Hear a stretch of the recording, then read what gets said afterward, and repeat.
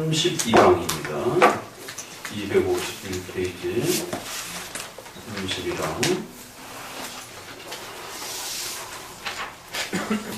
이제 10장이 마무리가 됩니다. 그래서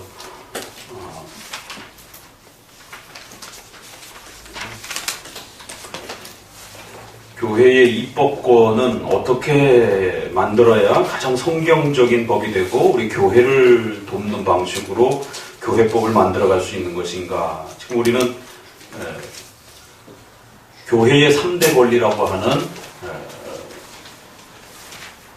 내용을 배웁니다. 교리권, 신앙 고백을 공교회적으로 확정하고 교리의 핵심을 정리할 수 있는 교리권. 그 다음에 그 교리의 기초에서 성경에 직접적으로 표현되어 있지 않는 세부적 규정들을 그 시대와 성도들을 향해서 교회적 질서를 마련해 줄 수 있는 입법권. 그리고 이 입법권이 잘 만들어지면 거기에 맞춰서 이제 치리 행위를 하게 되는 사법권이 소개가 되어집니다. 그러니까 이 교리권, 입법권, 사법권은 성경을 우리 성도들이 어떻게 사용하고 적용하고 그것을 실천하는가에 대한 아주 중요한 교회적 원리를 또 가르쳐주고 있습니다. 여러분이 성경을 외우고 실천할 수는 없잖아요. 그리고 또 있는 그대로 실천할 수도 없는 거고. 가나안 족속들을 다 죽였어요. 아말렉 족속을 다 죽였어요. 그럼 우리가 가나안 족속을 죽입시다. 이렇게 할 수는 없단 말이에요. 그러면 그 가나안 족속과 아말렉 족속을 죽이라고 하는 그런 구약의 명령은 과연 어떻게 신약과 연결되어서 교리로서 기독교의 항구적인 교리로서 어떻게 형성되어지는지를 찾아가야 된단 말이에요. 그렇기 때문에 교리와 성경은 뗄래야 뗄 수 없는 형태로 서로 맞물려 있는 겁니다. 성경은 1차 자료에 해당이 되는 거고 그 1차 자료를 기초로 해서 그 성경을 보다 잘 이해할 수 있도록 공교회적인 그러한 고백으로서의 교리를 구성하는 것이. 그래서 교리는 사람이 만드는 것이지만 그럼에도 불구하고 하나님의 것이다 라고 말할 수 있는 것이. 교리는 그런 면에서 성경하고는 다르지만 곧 성경의 내용인 거예요. 여러분 사도신경이 성경의 내용이에요? 아니면 사람의 것이에요? 이게 참 묘한 질문이 되는 거죠. 그렇죠? 그건 사람이 만든 것이에요. 교회가 그렇게 작성한 것이에요. 그러나 적어도 그 내용이 성경하고 틀리지 않으면 그것 자체는 성경의 내용인 겁니다. 그래서 교리를 지나치게 싫어하면서 성경을 읽어야지 왜 교리를 공부하느냐라고 주장하는 사람들은 결국 자기 식대로 자기 마음대로 성경을 가지겠다라는 얘기입니다. 그럼 성경을 어떻게 갖습니까? 성경을 읽는다고 해서 그게 가질 수 있는 문제가 아니잖아요. 결국 성경을 해석하면서 나름대로 해석에 대한 것들이 따라붙으면서 자기 식대로 이해해서 가지는 거예요. 그러면 결국 내가 성경을 바르게 가졌는지 안 가졌는지 검증이 안 된단 말이에요. 그렇기 때문에 적어도 공교회적인 해석적 기준에 맞아야 된다는 거예요. 성경을 읽을 때 그 해석한 내용들이. 그러면 적어도 그 해석된 내용이 어떻게 정리되어질 수 있느냐. 공교회의 교리적 고백을 통해서 그렇게 몇 가지로 정리할 수 있다는 겁니다. 그러면 그 교리는 성경과 틀리면 문제가 되지만 그래서 신앙 고백서는 고칠 수가 있는 겁니다. 그러나 그게 맞으면 그건 곧 성경의 내용을 단지 요약해 놓은 것입니다. 요약해 놓은 것도 성경이고 그냥 1차 자료로 있는 것도 성경인 것입니다. 그래서 교회가 교리권을 갖지 못하면 성경은 남발해서 해석하게 됩니다. 자기 마음대로 해석하게 되고 그러면 뭘 적용해야 될지 모르고 그 의미가 무슨 뜻인지를 자기 멋대로 막 적용하게 되면 본 의미를 잃어버리게 되는 이제 혼란에 빠져버리게 되는 거예요. 그렇기 때문에 반드시 교리권을 기초로 해서 성경이 해석되어지고 또 목회자의 설교를 들을 때도 목회자가 성경을 그냥 그대로 읽는 게 아니잖아요. 그것을 설명해 준단 말이에요. 그러면 그 설명해 주는 것이 어떻게 하나님의 말씀으로 성도들에게 와닿을 수 있습니까? 교리권이 확보가 안 되면 목회자의 설교를 어떻게 신의 말씀으로 듣느냐 말이에요. 이건 굉장히 무서운 일입니다. 어떻게 인간이 하는 말을 신의 말이라고 하면서 받을 수가 있겠어요? 큰일 나죠, 잘못하면. 인간이 하는 말은 인간의 말이지 어떻게 인간이 하는 말을 신의 말로 알아듣느냐 말이에요. 이건 아주 굉장히 무서운 판단입니다. 여러분의 인생을 걸어야 되는 그러한 행위이기도 한 겁니다. 사람의 말이라면 이렇게도 분석해보고 저렇게 분석해도 보고 또 다른 조언도 들어보기도 하고 여러 형태를 통해서 살펴볼 수 있지만 신의 말씀이라고 그러면 굉장히 참 심각해집니다. 그렇기 때문에 반드시 목회자의 설교는 이 교리권, 입법권, 사법권의 토대가 되어서 성도들에게 설교되어지지 않는다라면 그 오류를 검증해낼 수가 없다는 거예요. 그래서 직통계시가 판을 치는 겁니다. 내가 읽었는데, 내가 해석했는데 이게 성경적이다. 믿어. 그냥 맹종. 그래서 카톨릭에서 맹종, 맹신을 가르쳐왔던 겁니다. 그래서 웨스트민스터에서 끝으로 맹종, 맹신에 빠지면 안 된다는 거예요. 오늘 우리 시대의 교리권, 입법권에 대한 이 교회적 그 질서를 배우질 못해가지고 성도들이 결국 또다시 맹종, 맹신.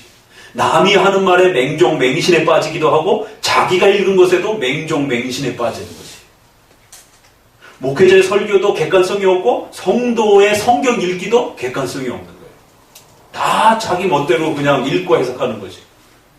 그러니까 내가 믿는 하나님에 대한 자신감이 없는 거예요. 내가 믿는 하나님이 어떤 하나님인지도 잘 모르겠고. 그래서 교리권을 장로교회는 기본으로 한다라는 것. 그래서 그 교리권은 공교회적 신앙 고백을 기본으로 하고 어떤 신앙 고백으로 채택할 것인지는 각 교단이 또 정하면 되는 거예요. 그럼 우리 장로교는 웨스트민스터 신앙 고백을 기본으로 채택했기 때문에 결국 모든 목회자와 성도들이 적어도 장로교단이라고 한다라면 웨스트민스터 신앙 고백의 교리에 맞춰서 거기에 벗어나지 않는 범위 내에서 목회자가 성경 해석할 수 있는 자유가 열려 있는 거고 그렇게 해석된 말씀들을 우리 성도들이 하나님의 말씀으로 받을 수 있는 겁니다. 그래서 교리권이 확보가 되어야 되고 그 교리권이 확보가 되면 세부적인 조항들은 성경에 구체적으로 또 안 나와 있기 때문에 그 세부적 조항들을 필요로 하는 내용들은 반드시 교회적 질서를 통해서 입법 행위를 통해 가지고 성도들에게 좋은 법을 만들어주면 그것도 역시 하나님의 뜻이 된다는 겁니다.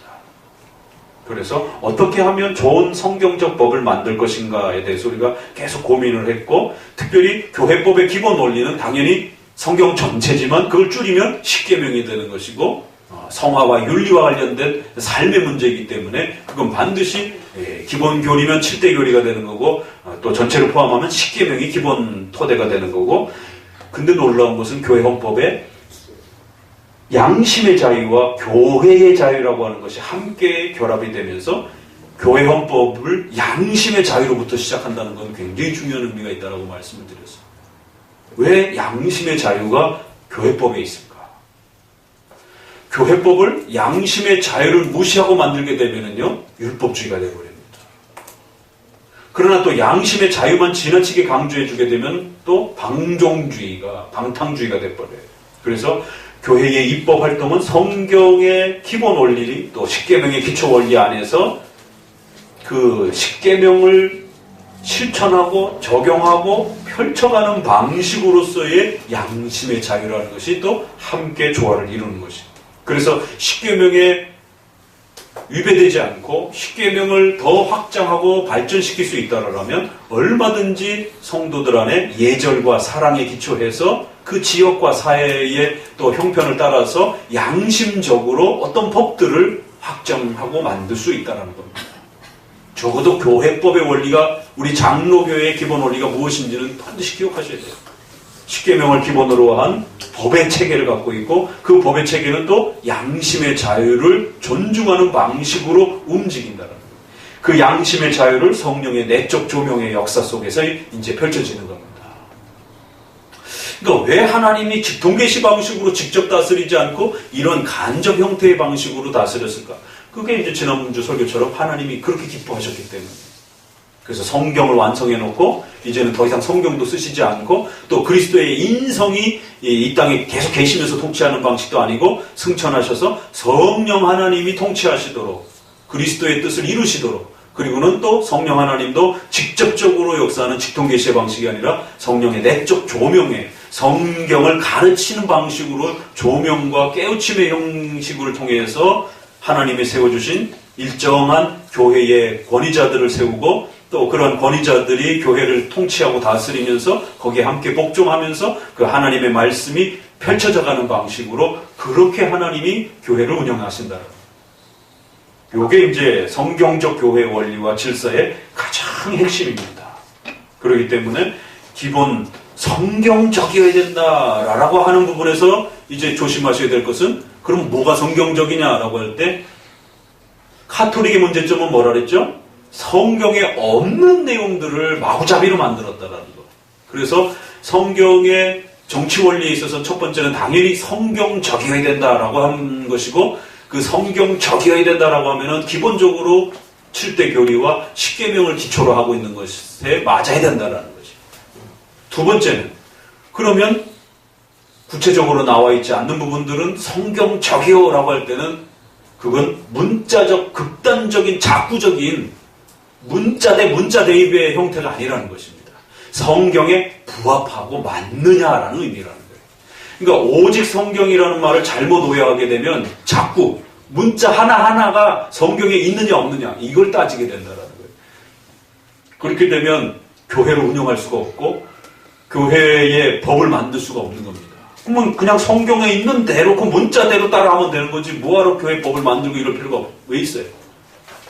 근데 그렇게 성경을 문자적으로 극단적으로 따라하려고 하는 사람들을 주로 우리가 세대주의라고 말을 하는 겁니다. 한국에 가장 많은 이단 형태로 취하고 있는 거예요.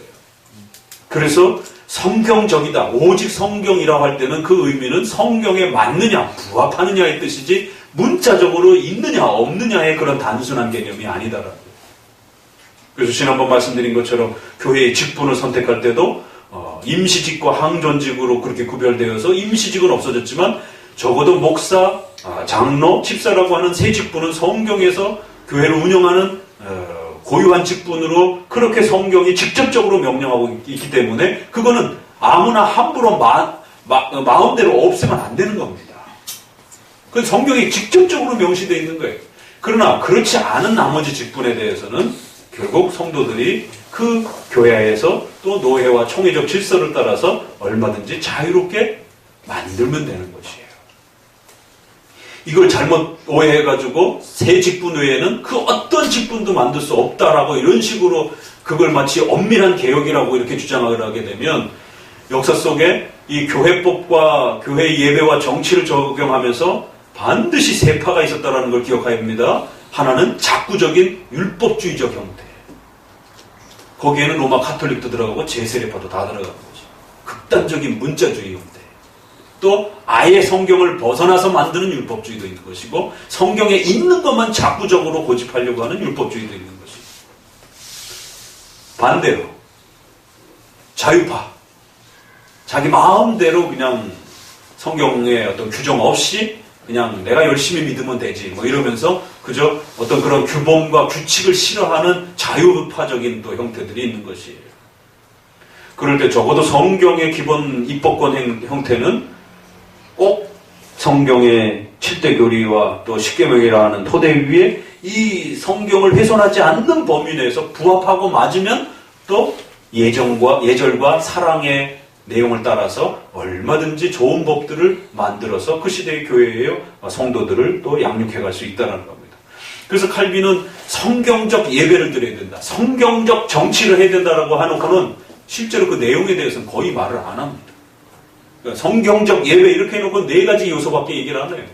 지난번 말씀드렸죠. 사도행전 2장 42절, 6절 이런 데에 날마다 사도들의 가르침을 따라 떡을 떼고 사도들의 가르침, 떡을 떼고 성례, 그 다음에 교제하고 열심히 기도하더라.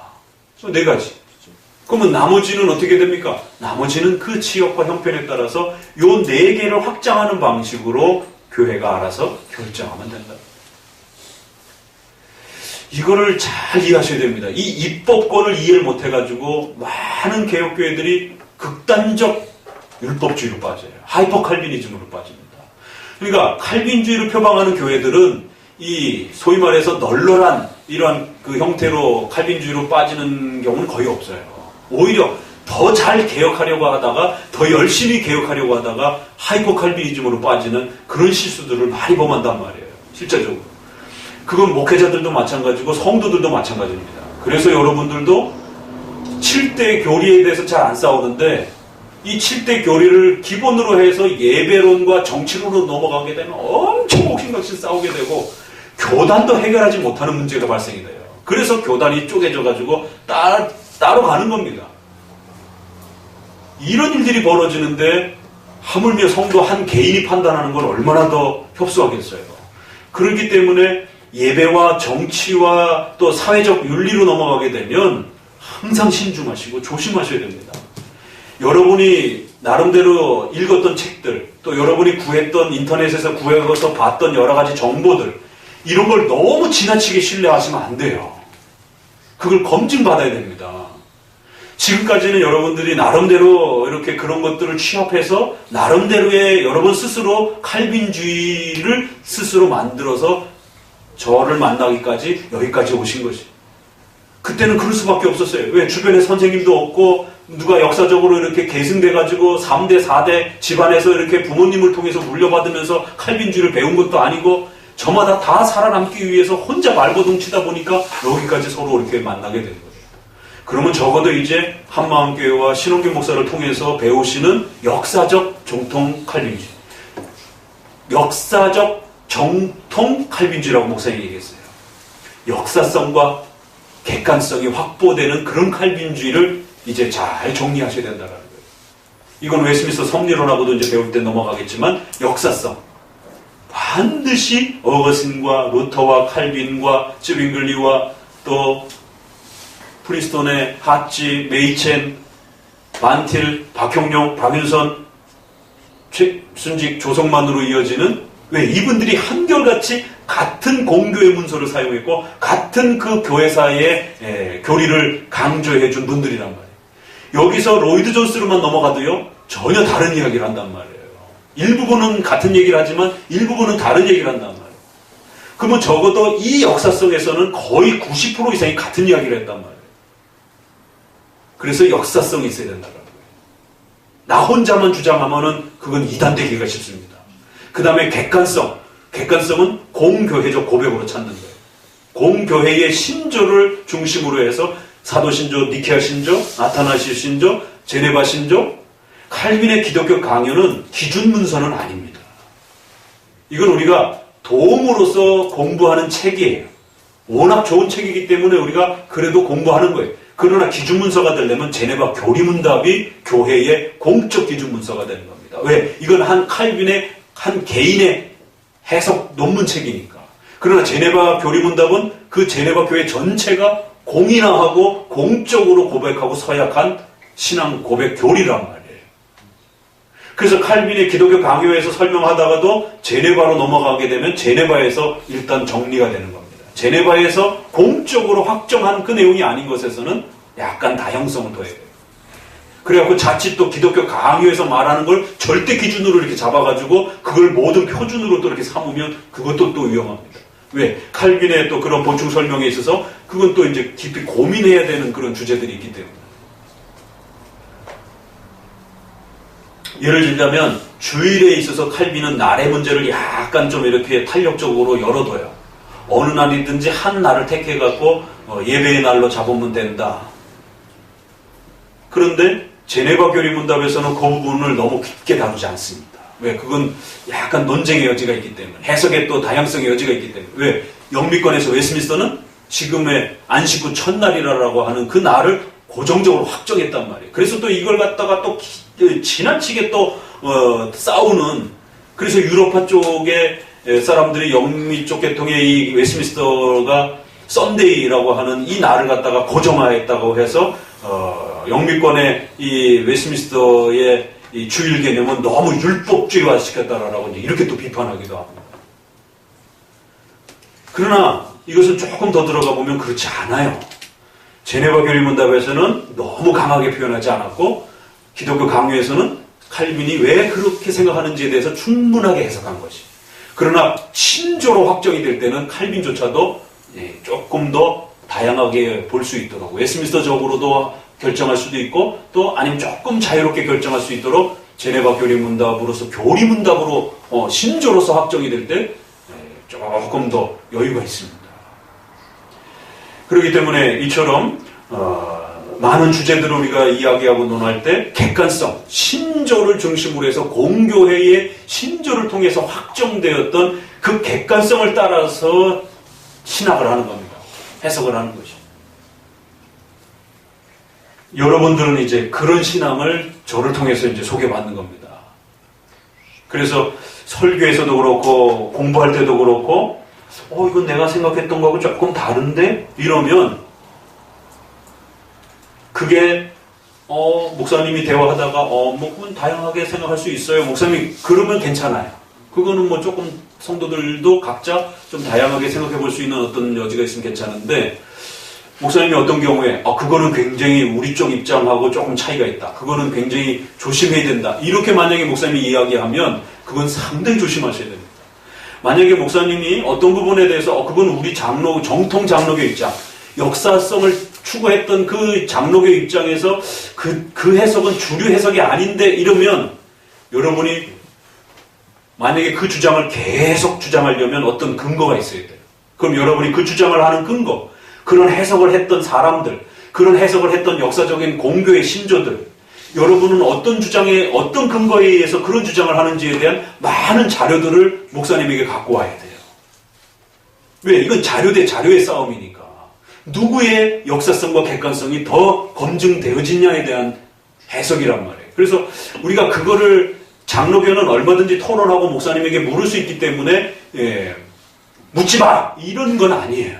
얼마든지 물을 수 있고 확인할 수 있어요. 그러나 뭔가 목사님이 코멘트를 해줬을 때 그 다른 내용을 계속해서 만약에 고집한다라면 여러분 스스로도 승부를 걸어야 됩니다. 왜? 목사님이 위험하다라고 하는 어떤 그 주장을 계속 고집하게 되면 그 주장이 맞다라는 것에 대한 확증과 내용이 없으면 여러분 스스로의 주장이 사실 우리 정통 기독교적 입장이 되어버리고 기독교적 입장이 될 수도 있고 이런 여러 가지 부담을 짊어지면서 내가 옳다라고 하는 주장을 하게 된단 말이에요. 그래서 조심하셔야 된다. 그래서 일단은 내려놓고 그렇게 부딪히니까 제 주장이 그러면 내려놓고 부지런히 자료들을 찾아가고 확인하면서 이렇게 가야지 목사님은 그렇게 주장하시고 저는 그래도 이 주장이 옳다고 생각합니다. 이러면서 평행선을 가게 되면 나중에 만약에 본인의 생각이 틀려버리게 되면 그동안 주장했던 것에 대한 책임을 져야 됩니다. 왜? 그 주장을 따라서 많은 사람들에게 영향력을 끼쳤기 때문에. 목회자는, 신학자는 자기의 말과 가르침에 책임을 져야 되고 거기에 대해서 모든 걸 걸어야 되는 사람이기 때문에 목회자가 뭔가를 옳다 틀리다 말할 때는 항상 굉장히 신중해야 되고 저도 뭔가 확신이 안 들 때는 이게 우리 입장입니다라고 이렇게 강하게 말 못합니다. 좀 더 연구해 봐야 되겠습니다. 이렇게 하고 일단 시간을 벌죠. 그러나 목회자 입장에서 어떤 것이 이게 우리 입장입니다라고 이렇게 분명히 강하게 말을 하면 성도들 입장에서는 일단 그 부분에 대해서는 경각심을 가지고 들어보셔야 돼요. 적어도 우리 장로교 목회자와 신학자가 이것이 옳다 그러면 어떤 근거에 입각해서 그런 말들을 하는 거기 때문에 그러면 그 근거를 논박하기 위해서는 다른 신학자들하고 논쟁할 때도 그렇고 제가 얼마 전에 우리 페이스북에서 지금 합신총회 선언문 때문에 지금 교계가 아주 시끄럽고 막 옥신각신하면서 각자의 신학적 입장이 다 노출이 되고 다 드러나고 있습니다. 하나님이 한국에 있는 칼빈주의 한다라고 하는 목회자들을 다 아주 발가벗기는 형태로 다 드러내고 있어요. 평상시는 우리 입장처럼 칼빈주의처럼 보였지만 교리의 어떤 특정한 부분을 이야기할 때는 비슷한 것 같은데 그걸 가지고 예배와 정치로 이야기하기 시작하니까 칼빈주의적으로 적용이 안 되는 거예요. 그 평상시에는 같은 방향을 추구하고 있는 분으로 알았는데 막상 뚜껑을 열어보고 나니까 정반대 방향으로 가기도 하고 그 방이 휘어지기도 하고 낱낱이 다 드러나기 시작합니다. 어떤 분이 지적했어요. 어떻게 칼빈주의를 하면서 공산주의가 연결될 수 있을까? 그건 연결이 안 됩니다. 사상사적으로, 논리적으로. 왜? 공산주의는 무신론이기 때문에. 만약에 공산주의가 좋은 칼빈주의가 있다면 그건 굉장히 심각한 거죠. 그건 가짜 칼빈주의가 되는 거예요. 근데 또 이제 우리 안에는 직접적으로 공산주의를 좋아한다라고 그러지는 않고 어떤 인권, 자유, 평등, 소위 말해서 공산주의가 말했던 그 사회민주주의라고 하는 체제에서 말했던 그 분배라든가 인권, 평등 이런 부분들을 좀 더 많이 강조하면서 뭔가 칼빈주의를 이야기한다 그러면 그건 도대체 어떤 식의 적용인가에 대해서 더 깊이 또 고민하게 되는 것이에요. 근데 그러한 철학과 가치들이 결국 공산주의 쪽에서 주로 말해왔던 부분들로 연결이 된다면 또 아주 그건 굉장히 심각한 문제가 됩니다. 왜? 칼빈주의 안에도 인권과 자유와 평등이라는 개념이 얼마든지 있거든요. 그러나 칼빈주의에서 말하는 평등 개념은 남녀가 분명히 다릅니다. 집안에서 아내와 남편은 분명히 권위면에서 하나님이 남편에게 가장으로서의 권위를 주셨어요. 부부로서의 동등한 권위, 또 구원에 있어서는 동등합니다. 그러나 그 가정을 꾸려가는 데 있어서 남자에게 권위를 주신 것입니다.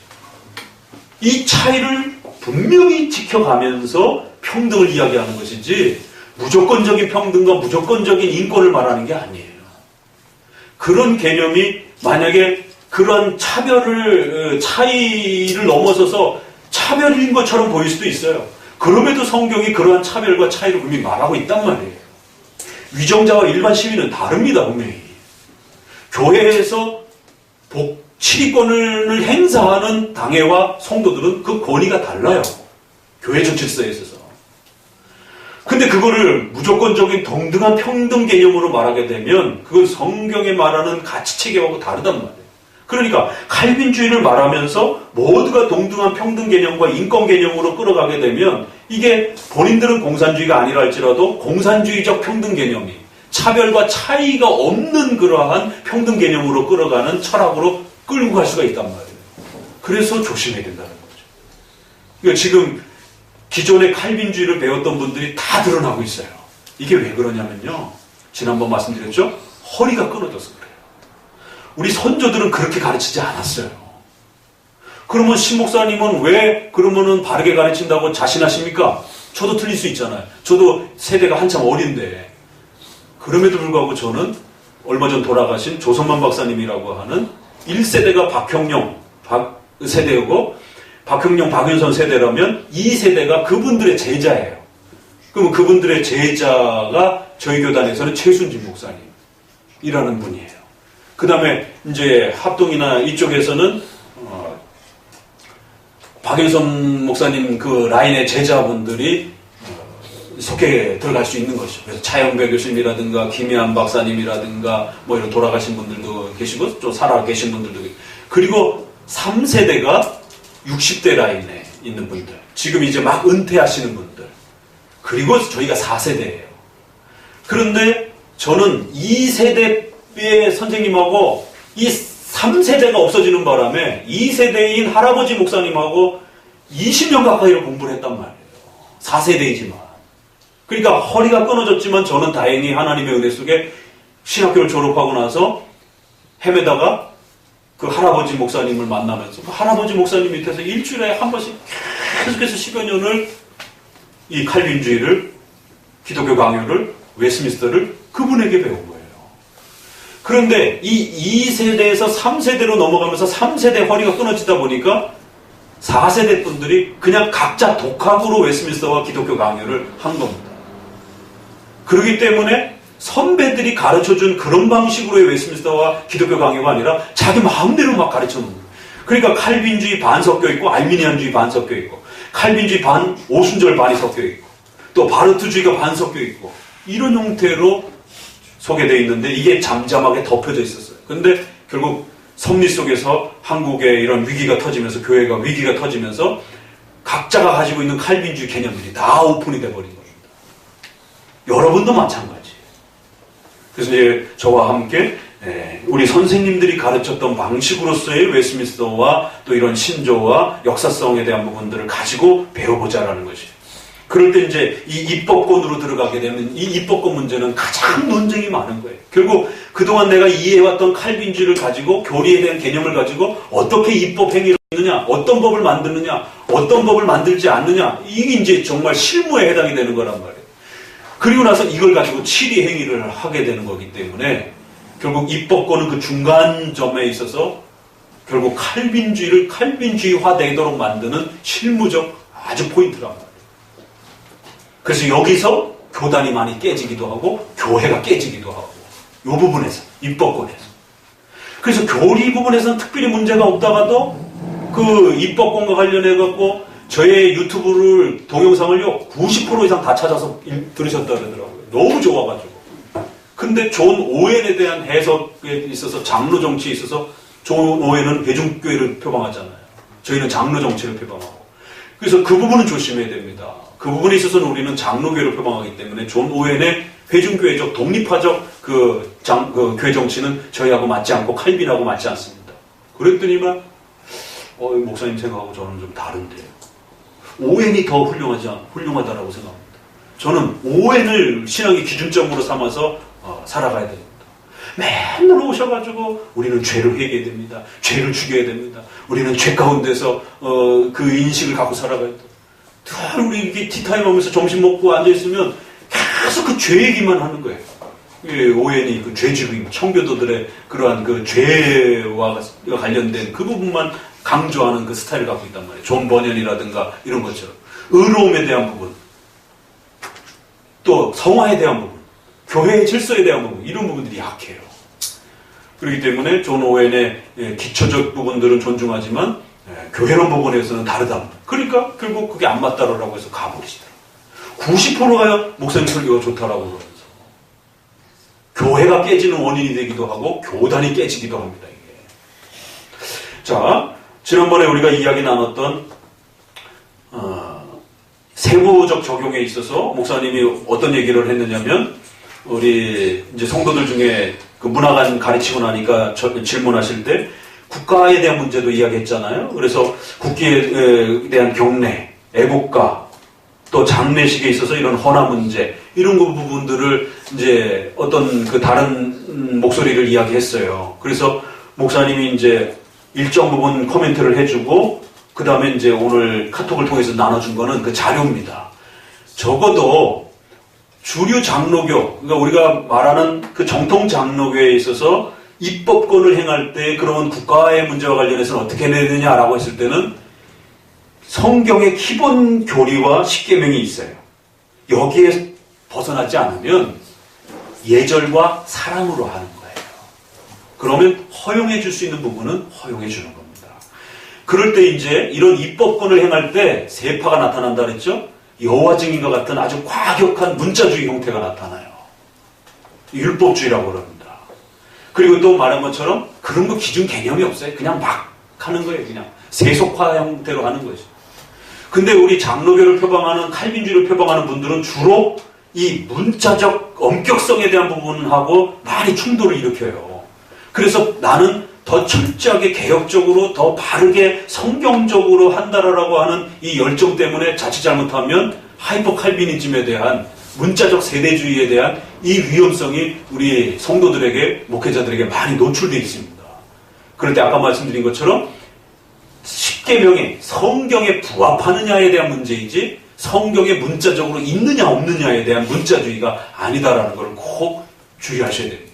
자, 그런 면에서 그럼 이제 우리가 국가에 대한 문제를 주제를 어떻게 할 거냐 그러면 여호와 증인들은 국가를 버렸어요. 국가는 세속적이다 그래서 절대로 크리스찬이 거기에 참여할 필요 없다. 공무원 시험 보는 걸 죄악시합니다. 네. 왜? 국가와 관련된 어떤 일들을 하는 모든 부분들은 잘못된 부분이다라면서 여호와 증인과 세대주의자들은 그런 부분에서 이제 제세례파를 중심으로 해서 모든 국가적 업무와 이 부분들을 거부합니다. 반대쪽에 있어서는 양극단 쪽에서는 또 아무런 개념도 없이 또 이제 수용을 하는 거죠. 국가가 허락했다고 그러면 무조건 다 받아들이는 거예요. 국가가 법률로 허락해도요 안 되는 게 있어요. 우리 크리스찬에게 있어서는 경마, 또 경륜, 로또, 이건 아무리 법으로 허용돼 있어도 안 되는 겁니다. 또 다단계 중에서도 그 아메인가가 뭐 법에 등록했다고 그래갖고는 또 우리는 합법적이다 그러면서 또 그렇게 또 강조하는 분들이 있더라고요. 합법적이어도 안 됩니다. 그 신앙의 또 원리하고 위배되기 때문에. 그러니까 이런 부분에서 우리가 입법 행위를 할 때, 교회적 입법 행위를 할 때는 아주 신중하셔야 돼요. 정말 아주 깊이 고민하면서 해야 됩니다. 그러면 국가 문제에 있어서는 적어도 장로교에 있어서는 여호와 증인처럼 국가를 적대시하지는 않습니다. 그래서 군대 가는 것을 허락하는 것이에요. 근데 이제 그 다음 문제가 또 논의가 되기 시작했어요. 그러면 국기에 대한 경례. 왜냐면 우리나라는 일제 신사 참배에 대한 그 아픔이 있기 때문에 국기 자체에 대한 부분이 일제시대가 넘어서고 난 다음에 이걸 어떻게 해석해야 될지에 대한 많은 아픔, 그 고민, 뭐라 그래? 자라보고 놀란 게 소뚜껑인가? 소뚜껑 부분.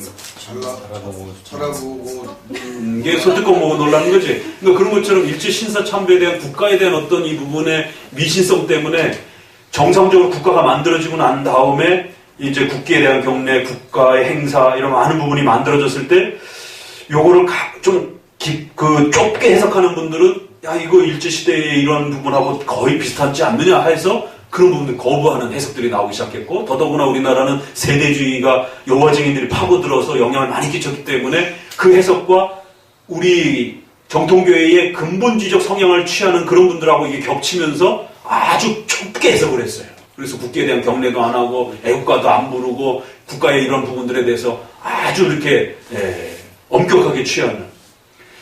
그러나 이제 장로교 입장에서 고민하고 이러면서 요거는 일본의 신사참배 방식하고 일본의 국가에 대한 어떤 부분하고는 조금 차이를 둬야 된다라고 해서 국가의 전쟁 참여하는 부분에 허용한 것처럼 국기에 대한 경례, 그 다음에 애국가 제창 이런 부분들을 다 열어준 겁니다. 이 정도는 신앙에 위배되지 않는 범위로서 허용해 준 거예요. 그런데 이 두 입장이 이렇게 오면서 정통 입장은 훨씬 더 이렇게 보편적으로 형성되어 있었고, 근본주의와 세대주의를 중심으로 해서 여호와 증인을 중심으로 해서 과격하게 좁게 해석하는 해석들은 또 상당한 부분 교회 안에 계속 영향을 끼쳤단 말이에요. 그러다 보니까 이제 지난번에 같이 얘기 나눈 것처럼 합동 측에서 여기에 대한 이제 중간중간에 목회자들이 주변에서 자꾸 그런 영향을 받는 분들이 많아지면서 이거 하지 말아야 되지 않느냐라고 하는 의문들이 들으면서 신학부에다가 해석을 요구했고 또 어떤 헌의안을 올리기 시작한 거예요. 그럴 때 이제 목사님도 그 자료를 다시 찾아보니까 그래 이제 그 한번 자료를 읽어보시라고 제가 우리 성도들에게 다 나눠드린 거예요. 그러면 이 자료를 어떻게 해석해야 되느냐면 97회 총회 그 내용이 있습니다. 이게 보니까 1994년도에 이거를 총회에서 합동측 총회에서 결의를 했더라고요. 어떻게 결의를 했느냐면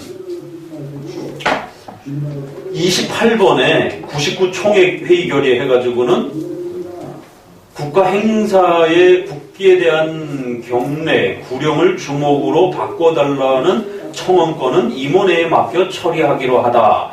요게 이제 지난번에 우리 형제가 물은 거예요. 저는 73년 거만 했습니다. 73년 거? 네, 거기서 결의를 이제 안 하기로 결의를 했습니다. 73년에? 네.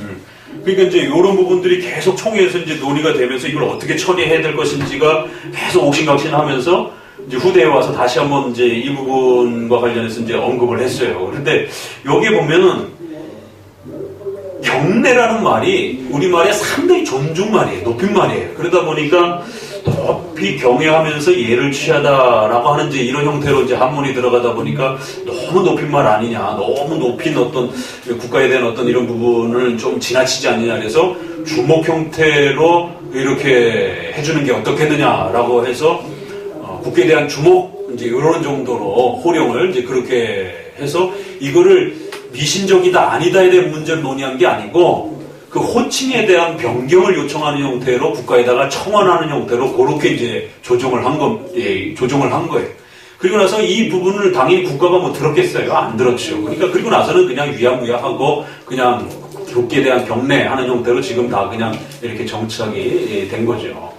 그러니까 우리가 이제 이런 부분들의 이제 그 자료들을 총회가 더더구나 우리가 보수 총회라고 하는 적어도 합동이나 합신이나 고신이나 이런 그 결의들은 또 상당히 유념 있게 봐야 됩니다.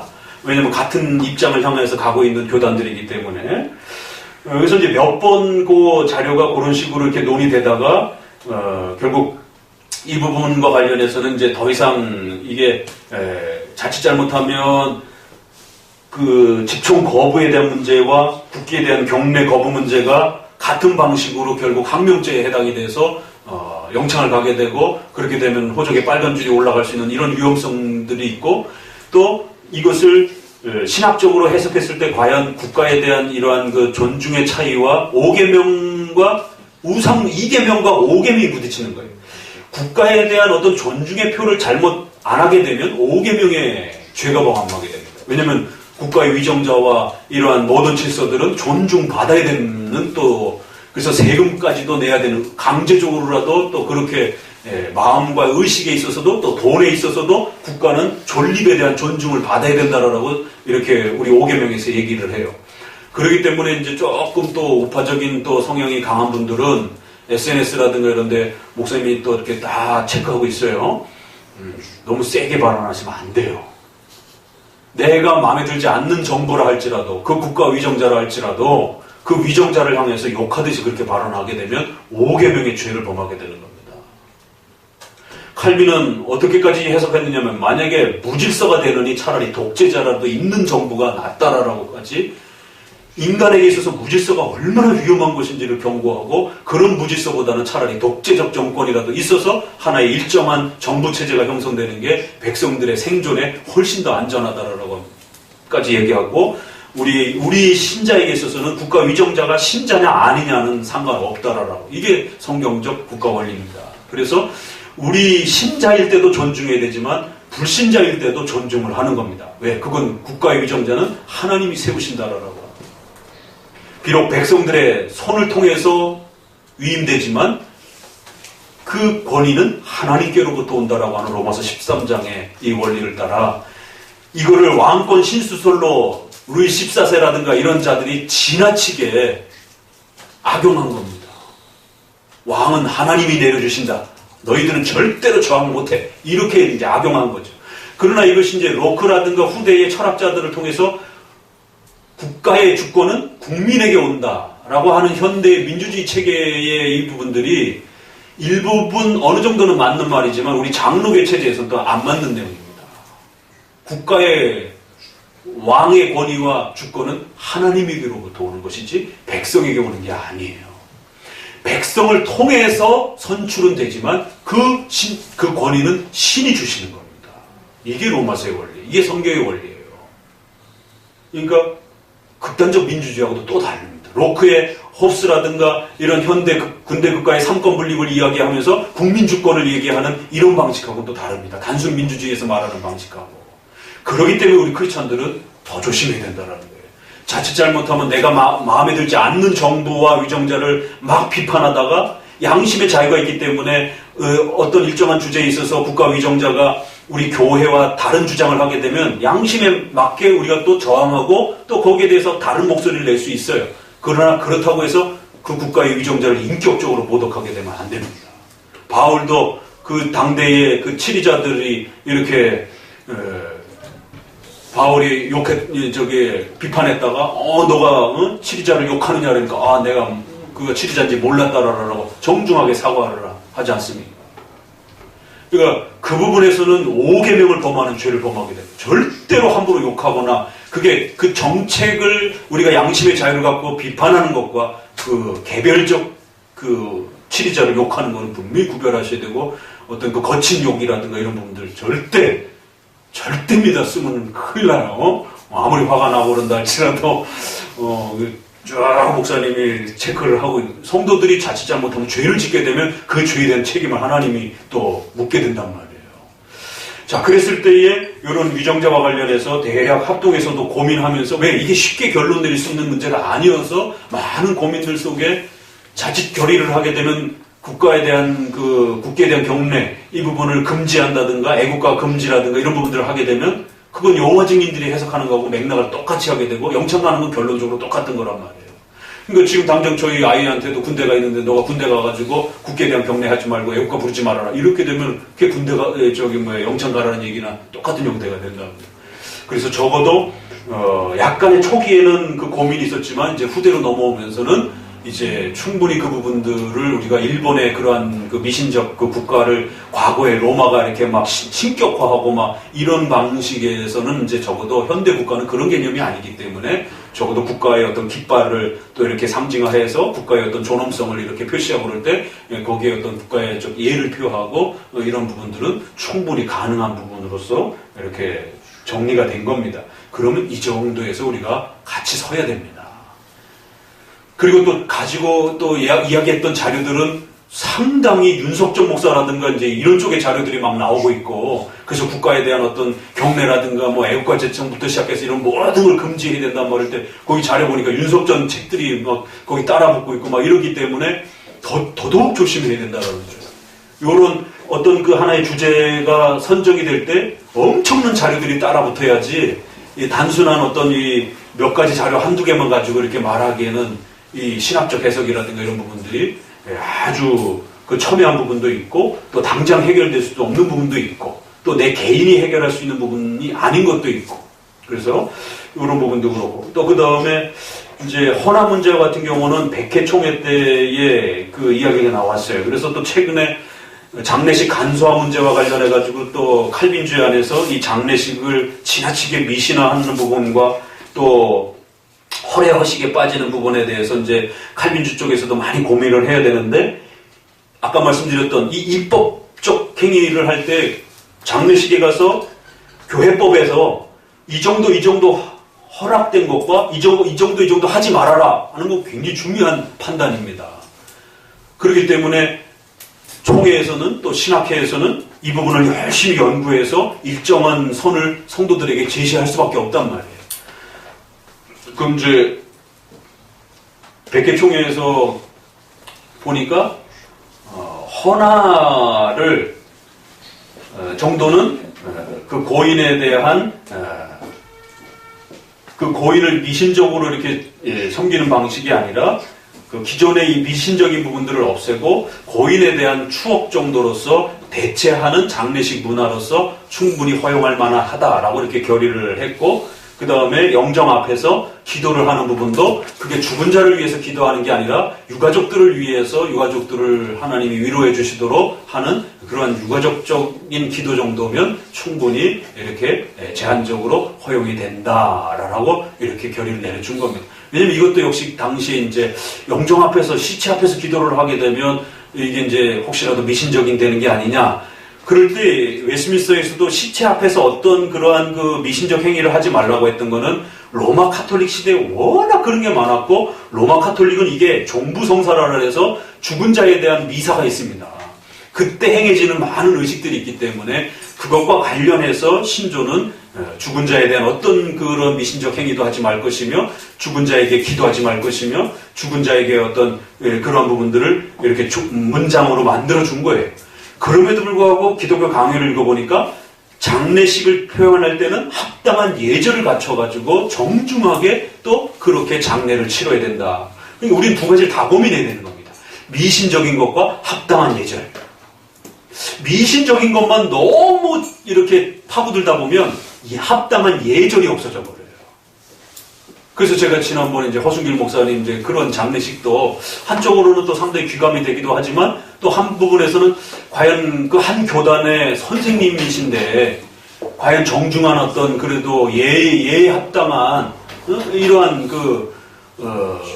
예절의 어떤 부분이 좀 이렇게 좀 갖춰졌는가. 더더구나 우리나라 문화는 서구 문화보다 훨씬 예를 존중하는 그런 또 문화란 말이에요.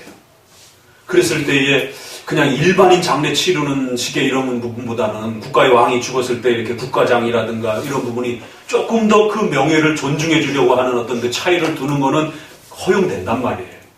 그랬을 때에 적어도 그 교단의 어른으로서 이렇게 또 목회자가 돌아가셨을 때는 그냥 일반 성도 돌아가셨을 때 그냥 간단하게 치르는 것하고는 또 다른 의미가 된단 말이에요. 왜냐하면 그거는 무슨 신분에 대한 그 부분도 있지만 또 그가 가지고 있는 그 사람들에게 끼쳤던 영향력 때문에 그분에 대한 존중은 자연적으로 그분에 대한 철학과 또 신앙을 계승하고자 하는 또 그런 어떤 열망들이 같이 또 이렇게 연결이 된단 말이에요. 그래서 그분을 갖다가 이렇게 너무 이렇게 확 제껴버리게 되면 그분에 대한 이런 계승에 대한 부분, 마음에까지도 자칫 잘못하면 또 차단될 수 있는 이런 또 위험성이 있단 말이에요. 그러니까 미신에 대한 위험성도 있지만 또 한쪽에서는 그 정신과 사상에 대한 계승이 없어지는 위험도 있습니다, 이게. 그래서 어떤 분들은 그래요. 박윤선 목사님 돌아가셨는데 왜 개혁주의자를 자꾸 무슨 기념 강좌를 하고 뭐 죽은 자에 대한, 그러니까 그건 또 너무한 겁니다. 일반 사람이 죽으면 그렇게 하면 안 되죠. 그러나 그 조직과 그 단체를 영향력을 끼치고 그 사상을 지배했던 그분이 돌아가시면 우리가 칼빈을 그 교주처럼 추모하는 건 아니에요. 그럼에도 불구하고 칼빈의 작품과 글과 칼빈의 그 발자취들을 끊임없이 찾아내서 그걸 성도들에게 알리고 이런 것은 이게 묘하게 연결되어 있는 겁니다. 그분을 그리워하는 것과 그분의 사상을 그리워하는 게 같이 맞물려 간단 말이에요. 그래서 그분의 죽음과 그분 자체를 이렇게 그리워하는 건 지나치게 잘못하면 미신화가 되지만 그분이 남겼던 사상을 어떻게 하면 계승하고 그분의 사상을 어떻게 하면 우리가 다시 반복해서 읽고 또 같이 따라갈 수 있을 것인가는 사상의 문제이지 그분의 죽음을 기리는 건 아니에요. 그래서 박윤선의 이러한 신학 그 강좌라든가 또 우리 조선만 목사님이 돌아가셨을 때 조선만 목사님 기념 사업회를 중심으로 해서 세미나도 열고 이런 부분들은 또 그걸 거부하고 불편하게 보는 입장에서는 왜 자꾸 죽은 사람을 기리면서 자꾸 그런 어떤 행사를 하느냐라고 이렇게 비판을 좋다 그러면 그거 다 없애버리자. 그럼 칼빈의 발자취고 뭐고 싹 없애버려. 그럼 이 역사성을 어떻게 계승하냔 말이에요. 이게 인간이기 때문에 묘하게 겹치는 거예요. 인간이기 때문에 선조들의 발자취를 따라가면서 배우고 또 그 발자취 안에서 또 이렇게 같이 같은 길에서 또 이렇게 서기도 하는 겁니다. 그리고 이제 이 장례식의 문제는 또 워낙 그 미신적 요소가 사람이 죽을 때는 많이 등장을 해서 우리가 조금 더 조심해야 됩니다. 그래서 장로 교단 안에서도 이 부분을 시대에 맞춰서 계속 또 조정해 준 거예요.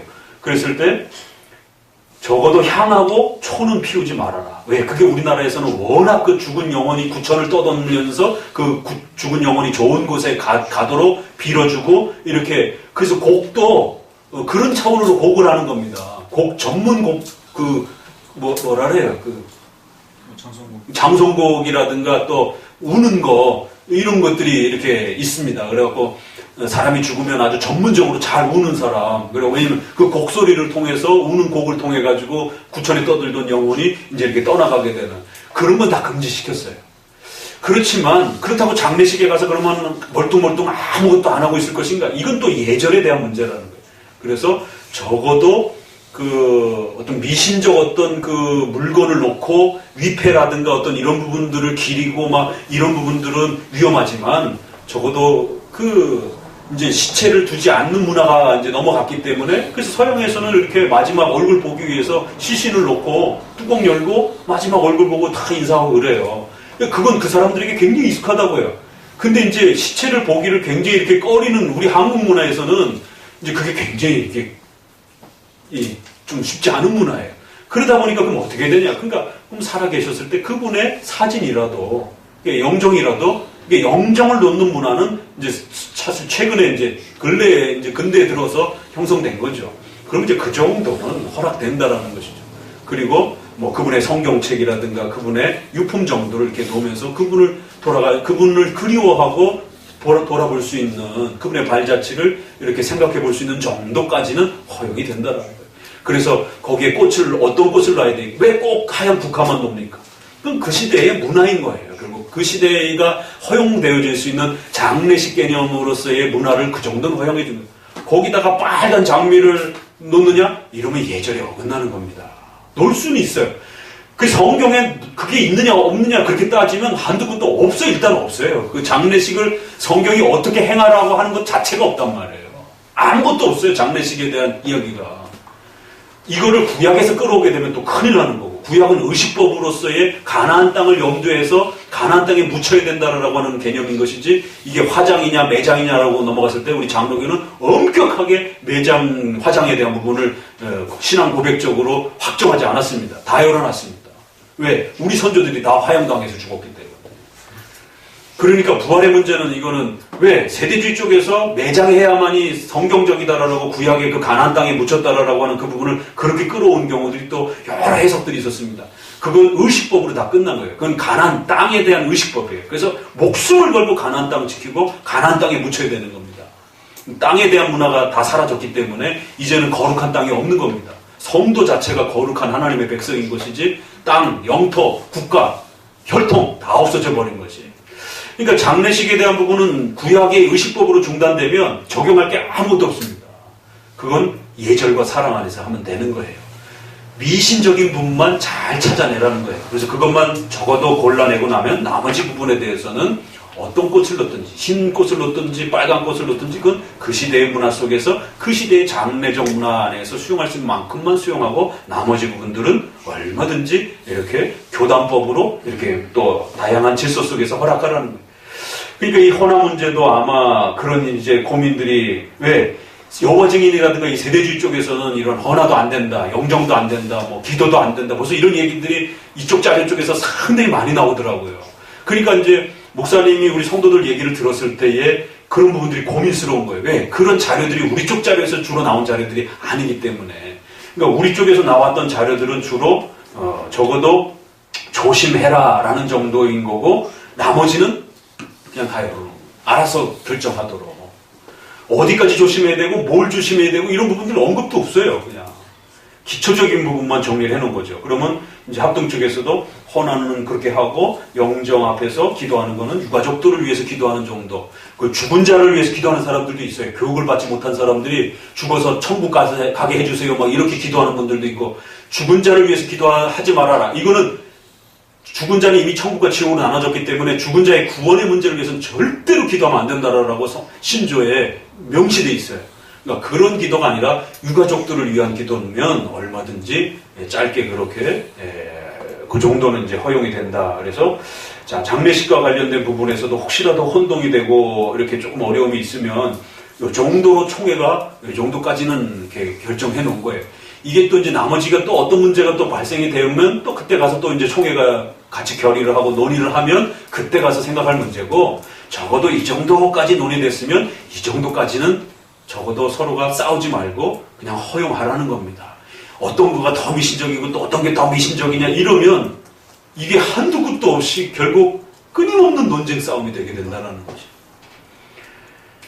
카톨릭에서는 그 곡하는데 또 돌아가면서 그거를 또 성인들한테 기도하는 그 연곡이라 그래 그거를 연도 성인들한테 그래서 아예 그 찬송 부르는 사람들이 릴레이 24시간 그래서 장례 끝날 때까지 그런 게 이제 미신적으로 우리나라에 이제 곡하는 것 개념하고 그걸 찬송으로 바꿔가지고 장례식 끝날 때까지 그 찬송을 불러주는 그래야 그게 하나의 어떤 또 이제 공덕이 되고 또 이런 부분은 차단해야 되죠. 그러나 예절과 예의를 지킬 수만 있다라면 이제 이 정도 부분은 지나치게 미신화되지 않은 것으로 이렇게 허락이 된 겁니다. 그 이제 아까도 우리 최 형제하고 얘기하다가 넥타이 매는 그런 자료도 찾아왔더라고요. 그러니까 이런 넥타이가 도대체 언제부터 맸을까? 이게 찾아보면 역사 속에 이게 다 미신적인 그런 행동 속에서 나온 겁니다. 이게 이제 무사히 돌아오도록 아내들이 자기 군대 간 남편이 잘 무사히 세월호에 이렇게 노란색 리본 달듯이 그런 거예요. 그러니까 옛날에는 고대 사회이기 때문에 미신이 훨씬 더 많았던 거고. 근데 지금은 그러니까 이제 그걸 따질 때 어떻게 따지는 거냐면 그 시대는 하면 안 됩니다. 그러나 우리 시대는 괜찮은 거예요. 왜? 우리 시대의 신학자들이 봤을 때 일반 시민들 의식 속에 이 넥타이라는 것을 미신의 개념으로 이렇게 채용하고 있다 그러면은 금지시켜야 돼요. 여전히 아직도 미신적 개념을 가지고 이걸 해야 복이 온다 뭐 이런 식으로 사람들이 생각하고 있는 인식이 훨씬 파다하다 그러면 금지시켜야 됩니다. 그러니까 스포츠, 문화 모든 부분에서 이게 미신적 성향이 얼마나 많이 옛날에는 또 종교적 형태로 많이 묶여있단 말이에요. 거의 다 그래요. 만약에 우리가 이걸 너무 세세하게 파고들면 크리스찬들이 세상을 떠나 살아야 됩니다. 직업도 하나 할 게 없고요. 국가 사회생활 속에서도 들어갈 데가 없습니다. 그러면 아무것도 못하게 돼요. 이 논리 속에 여호와 증인들이 이제 극단적으로 이제 문자화하는 강한 그런 태도를 취하게 되고 그래서 역사 속에 하이퍼 칼빈이즘도 등장을 하게 된 거고 그럴 때 정통 칼빈주의는 여러분이 보시기에 이제 엄격하게 되면 약간 느슨한 입장을 취하고 있어요. 그래서 또 저쪽 세속파 쪽에서 보게 되면 율법주의, 그런 것까지 이렇게 법으로 규정하느냐 이렇게 불만을 해요. 저쪽에서 보면 율법주의적 성향을 갖고 있고 과격한 쪽에서 보게 되면은 이제 정통 주류 칼빈주의는 약간 느슨해 보여요. 그게 주류 입장입니다. 그래서 이제 여러분들이 특별히 문화관과 입법권과 관련했을 때 우리 장로교회법이 어떤 부분은 마음에 안 들 수도 있는 게 있을 수 있어요. 그래도 왜 우리 선조들이 이 정도까지 결정했는지를 더 많이 고민해 보면서 또 어떤 그런 입법 활동들이 옛날에는 그게 맞았어요. 우리가 지난번 칼빈의 기독교 강요에서 그런 글을 읽었잖아요. 옛날 시대와 그 형편에서는 그게 맞았지만 지금 시대와 지금 백성들에게 또 안 맞을 수 있다라고. 그럼 얼마든지 변경할 수 있는 게 입법 행위라는 거예요. 왜? 보편적 또 시민의식과 또 성도들의 살아가는 문화적 또 형편이 달라지기 때문에 그렇다라는 거예요. 그래서 옛날에는 그게 미신적으로 쓰였지만 지금은 미신적으로 쓰여지지 않으면 얼마든지 더 허락되는 것이에요. 이건 누가 판단하느냐? 개인이 판단하기 또 어려워요. 그럼 결혼식에서 이걸 해야 될까 말아야 될까? 이걸 어떻게 성도 하나는 사람이 그 모든 걸 다 해석해내는 겁니까? 그걸 해석해내려면 적어도 그 시대의 어떤 문화적 어떤 또 인문학적 또 교수들도 참여해야 되고 또 법률적 어떤 사람들도 판단해야 되고 목사님들도 들여다봐야 되고 이런 종합적인 인식이 들여다보고 난 다음에 어떤 그 하나의 판단과 해석을 해야지 이걸 개개인이 이렇게 다 끄집어가지고 해석하기는 참 어려운 겁니다. 어제도 저도 결혼식이 있어가지고 지방에 결혼을 갔다 왔는데 교인 집안인데 이게 이제 신랑 신부 엄마가 나와가지고 화촉을 이렇게 밝히더라고요. 기독교인들은 이 화촉 밝히는 건 안 합니다. 왜냐면 이제 요게 새로운 가정을 출발하면서 그 불을 숭배하는 이제 요 부분과 연결이 돼가지고 그 가정에 잘 돌봐달라고 하는 하나의 그런 행위들이 이게 옛날부터 있었는데 사실 이제 이것도 없어졌다고 볼 수는 있는데 아직까지는 이런 부분에 대해서는 좀 보수적 형태로 해석하고 있어가지고 될 수 있으면 우리 크리스천들은 화촉점화하는 부분들은 생략하고 그냥 목사님이 주례하면서 그냥 바로 그냥 이렇게 순서로 그냥 진행을 하지 사회자가 이렇게 부모님들 나오고 화촉점화하고 뭐 이러진 않아요. 그리고 이제 결혼 반지. 이 결혼 반지 같은 경우도 사실은 이게 가톨릭에서 나온 거거든요. 맹종, 신부가 맹신할 때, 서약할 때 쓰던 증표예요. 그래갖고 그 영국에서는 목숨 걸고 이거 반지 안 끼도록. 이 결혼 반지 끼느냐 안 끼느냐가 보수냐 진보를 나누는 이제 가톨릭적이냐 아니냐를 나누는 싸움이 됐다고요. 그렇지만 이제 이게 미국으로 넘어가면서 결혼식 문화 안에서 이제 정착이 되면서 서로 상대방의 배우자에 대한 서약에 대한 하나의 증표로서 이렇게 결혼 반지가 나눠지면서 이게 또 한국 문화로 들어왔단 말이에요. 그럼 이제 이거를 또 역사를 따지게 되면서 영국 자료를 딱 끌어오게 되면 이거 결혼 반지 이거 미신적이다, 가톨릭적이다라면 이거 못합니다. 그러나 거기까지는 그렇게 해석하지는 않고 열어뒀어요. 그래서 이제 결혼 반지라든가 이런 부분에 있어서는 이렇게 또 예단이라든가 또 이런 그 회물을 준비할 때 약간 미신적인 그런 또 예단이라든가 이런 게 회물이 있을 수는 있고 그래서 그런 부분들은 좀 조심하지만 우리 상식 수준에서 그냥 이렇게 부모님에게 이렇게 예단이라든가 이 정도 하는 뭐 한복을 맞춰 입고 뭐 이런 거는 그냥 또 그 시대에 허용되어질 수 있어요. 그러니까 이 칼빈주의가 입법권을 까딱 잘못하게 되면 아주 극단주의자가 됩니다. 그래서 역사 속에 아주 과격한 이 제세례파적인 그 방식과 여호와 증인과 같은 아무것도 안 하는 거예요. 아까 그 얘기하다가 생일 케이크도 안 한다고 그러더라고요. 생일 케이크도 옛날에 그게 다 미신적인 그런 부분에서 이렇게 나가기도 하고 그리고 패백도 안 하고 부모님한테 절하는 거, 절 개념 자체를 다 우상숭배 개념으로 취급하고 그러니까 그 시대를 같이 살아가는 일반 시민들이 봤을 때는 야 교회 다니면은 완전히 무식한 사람들이구나 완전히 몰상식한 사람인데 이제 이런 비판들을 받게 되는 거예요. 그러니까 한쪽에는 우리가 미신에 대한 위험성도 조심해야 되지만 한쪽에서는 또 몰지각하다라고 하는 아주 비인간적이다라고 하는 이 위험을 어떻게 막아내야 되는 것인가가 이 입법권에 다 들어오는 거예요. 그래서 조심해야 되는 거예요. 칼빈이 우리가 앞서 글 읽었던 것처럼 너무 급작스럽게 개혁하려고 하지 말아라. 또 너무 예민스럽게 그렇게 하려고 하지 말아라.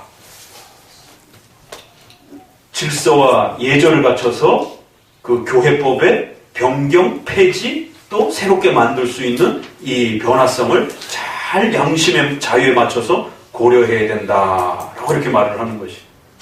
그러니까 오히려 제가 이제 우리 최영재하고 얘기를 하면 제세례파가 이 과격과 하이퍼 칼비니즘이 했던 얘기를 잘 알아들어요. 왜냐면 이제 그 노하우들이 있기 때문에 훨씬 잘 알아듣습니다. 여러분이 못 알아듣는 것보다 훨씬 잘 알아들어요. 왜냐면 이제 신학적으로 민감하고 막 그런 역사적 그 내용들과 이런 얘기들을 일반 사람들 잘 모르거든요. 근데 이제 그 여호 증인의 그 피해들을 워낙 많이 이렇게 또 그 아픔들을 피해를 봐왔기 때문에 그게 사람들과 성도들을 얼마나 공핍하게 만들고 얼마나 과격하게 만드는지들을 눈이 봐왔고 또 결국 거기에 대한 정당성이 역사적으로 엄청난 논쟁이 이제 휘말렸던 것들을 이제 보면서 목사님이 이렇게 이런 부분들을 이렇게 얘기하면은 잘 알아듣고 오히려 아까 말했던 넥타이라든가 뭐 생일 케이크 나보다 모르는 얘기 나도 모르는 얘기들을 막 오히려 알려주기도 하고 그 정보를 그런 것도 있다라고 그런 것까지도 금지하고 또 우리 일반 사람들이 잘 모르는 부분들을 여호 증인이라든가 이런 데서는 아주 더 과격하게 금지시켜가지고 일상생활을 사회생활을 못하도록 만드는 결국 고립된 집단 생활로 몰아가게 되는 그러니까 제세례파도 결국 집단 공동체 생활을 하게 되는 이런 일들이 벌어지는 것이죠. 마지막은 이제 입법권을 끝내면서 여러분들이 좀 더 양심의 자유 왜 칼빈이 예절과 사랑으로 펼쳐가라라고 이렇게 신신당부했는지 성경적으로 해야 된다고 그러면서 정작 세부 자항들은 한마디도 안 하고 있는 이런 칼빈의 독특한 논리 성경의 기본 원리만 가르쳐주고 나머지 부분에 대해서는 칼빈조차도 뭐라 그러지만 나 따라하지 말아라. 칼빈조차도 그건 너희 지역에서 너희가 알아서 판단해야 될 문제다. 기본적 원칙, 항존직 이런 것들은 성경 원리이기 때문에 그대로 따라해야 되지만 그 외의 부분에 대해서는 그 칼빈 시대조차도 나 따라하지 말라고 제네바 따라하지 말라고 그건 당신 지역에서 당신 지역의 사람들을 형편에 맞춰서 따라해야지 제네바는 또 제네바만의 고유한 어떤 스타일이 있잖아요. 거기 지역민들의 어떤 특수성이 있잖아요. 그들의 문화가 있잖아요. 그걸 그대로 베껴다가 저쪽 문화에다가 이건 미신적이다 이러면 그쪽에서는 그게 아무런 문제도 안 되는데 왜 이걸 미신적이라 그랬지? 이러면 충돌이 일어난다. 그래서 저쪽에서는 저쪽 지방에서는 그게 미신적이지만 이쪽 지방에서는 전혀 미신적이지 않을 수 있는 그런 문화적 도구들이 있단 말이에요. 그러면 그건 그 지역에 가서 알아서 결정해야 되는 문제인 거예요. 그러니까 이 절에 대한 문제 이런 것들은 서양 사람들이 이해를 못합니다. 우리는 이게 되게 민감하지만 서양 사람들은 절을 안 하니까 그냥 간략하게 악수만 하고 이러기 때문에 전혀 그들의 문화에 있어서 이 절이 도대체 왜 이게 문제가 되지? 뭐 이걸 갖고 왜 교단들끼리 싸우고 막 해석을 하지? 이해 못하는 거예요. 자, 성경에 교제 인사를 할 때 어떻게 하라 그랬어요? 사랑에 입맞춤을 하라고. 우리 이따 갈 때 목사님하고 입맞춤하고 헤어집시다. 성경에 있잖아요. 그것도 신약에 얼마나 많이 강조되고 있어요. 여자들 머리수건도 그렇고. 그래서 카톨릭이 그걸 따라하는 겁니다. 머리수건 문제를. 더더구나 신약에 있기 때문에. 입맞춤 하고 가요? 그러면 그 입맞춤이 볼인지 입인지 성경에 없어요. 입맞춤이라고 하면 해석적으로 입 대 입이지. 볼에다 하는 게 무슨 입맞춤이야. 그래서 서양 사람들은 여기다도 하고 여기다도 하고 걔네는 굉장히 자연스럽잖아. 우리 유교문화는 굉장히 그거 부담스러운 거죠. 그랬을 때 그 입맞춤은 교회법에 해당이 되는 겁니다. 성경에 있음에도 불구하고 교회법에 해당이 될 수 있는 거예요. 하물며 성경에 있는 것조차도 교회법으로 해당이 될 수 있어서 그 시대가 지나가고 나면 다른 지역에 가고 나면 인사 방법을 바꾸는 겁니다. 적어도 장로교 안에서 그냥 이렇게 간단하게 여성에게 이렇게 우리 한국 장로교 초창기는 어떻게 여성 손도 안 잡습니다. 아무리 성도라 할지라도. 목사님하고 눈 보고 그냥 인사하고 가는 거예요. 어떻게 남녀 7세 부동석인데 여자 손을 잡느냐라고. 목사님도 안 되는 거예요. 그러니까 그 시대는 그게 안 됐지만 지금은 이렇게 악수. 근데 악수로 하다가 가볍게 어깨들을 두드려주고 이랬는데 갑자기 미투 운동이 일어나면서 사회가 급격하게 바뀌었어요. 그래갖고는 여자아이들도 벌써 3학년, 4학년만 돼도 목사님이 이렇게 끌어안고 막 이러면 벌써 부모가 이상하게 보고 쉽지 않습니다. 그래서 요즘에는 아무리 여학생 어린아이들이라도 목회자가 이렇게 안아주면서 이런 인사를 쉽게 허락할 수 없는 거예요. 왜? 우리 사회가 이미 인식 수준이 많이 바뀌었고 그것 때문에 사회가 홍역을 앓고 있기 때문에 교회가 아무리 다정한 인사를 할지라도 또 그걸 이렇게 옛날에는 가능했어도 지금은 안 되는 거예요. 또. 그러면 속히 그런 부분들을 주의하라라고 교회 안에서도 혹시라도 이게 성 문제가 문제될 수 있기 때문에 노회라든가 이런 데서 성도들을 또 하고 목회자가 인사 나눌 때 어느 정도까지 인사를 나눠줘야 될지 사회법이 허락하는 정도, 또 사회의 문화와 관념이 허락하는 범위 내에서 이렇게. 그러니까 저희가 지금은 아이가 없지만 그래도 예전에 우리 주일학교 애들이 있을 때는 제가 한 10년 동안 키운 애들이 있어요. 그러면은 3살 때 데려와가지고 진짜 업어가지고 교회 데리고 오고 막 그랬단 말이에요. 그러면 목사님 등에 업히는 거 좋아하고 갈 때도 업어다 주고 막 이러면은 그런 애들이 커가지고 뭐 한 7, 8년 같이 있다 보니까 그냥 목사님한테 앵기고 막 이런 게 뭐 자연스럽다고요. 갈 때는 또 이제 부모의 사랑을 받지 못한 이런 그 이혼 가정 뭐 이런 데들은 이렇게 어른이 이렇게 안아주고 이런 거 스킨십이라든가 이런 게 굉장히 목말라 있던 애들은 교회 목사님이나 사모님이 이렇게 안아주고 이러면은 막 되게 좋아하고.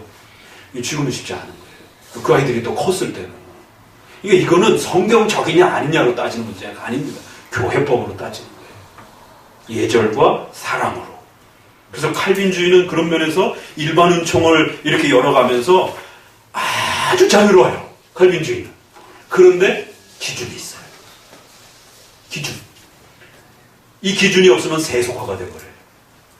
기준이 있기 때문에 또 아주 엄격합니다.